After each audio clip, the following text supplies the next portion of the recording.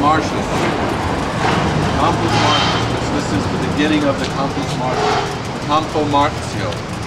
The Champ de Mars. The Field of Mars. The Army's practice ground. The parade ground. Right? The Campus Martius. What's interesting also about this is a very ancient church. The name of which is on my right now, which has a Baroque facade and a Baroque dome added onto it. And then we are looking down here, three buildings that also surround this sort of mausoleum that were built during the fascist period. And they are not a part of that early rationalist modernist period of like Rivera and Moretti and some of the other traditions, you know, and we've seen that were essentially practicing the same kind of orthodox modernism that was here. Much more about fluid space, not about symmetry, not classicizing the axial at all.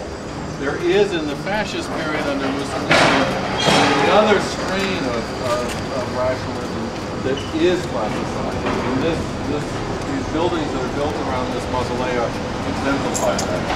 Big arcade, mimicking very much the kind of thing you would see in Bernini's arcade around Jefferson Center. Friezes with classical motifs along the balcony.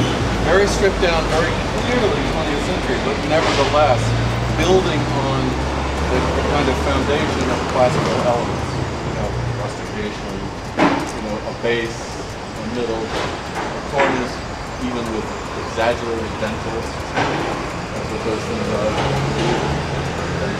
You know what dentils are, right? You know what architrave is, base, shaft, capital, that kind of thing. But stripped down.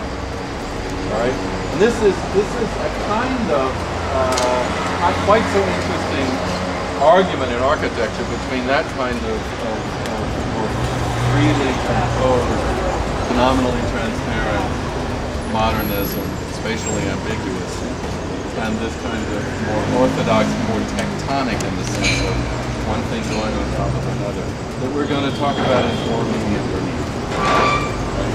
Which is why you can draw RT of the Chigi Chapel in a section identifying the elements. We'll use that in the next few minutes. Alright, I think it would be kind of fun to walk.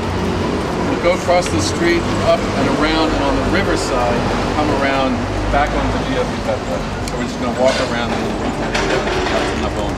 We're going to Piazza Navona next.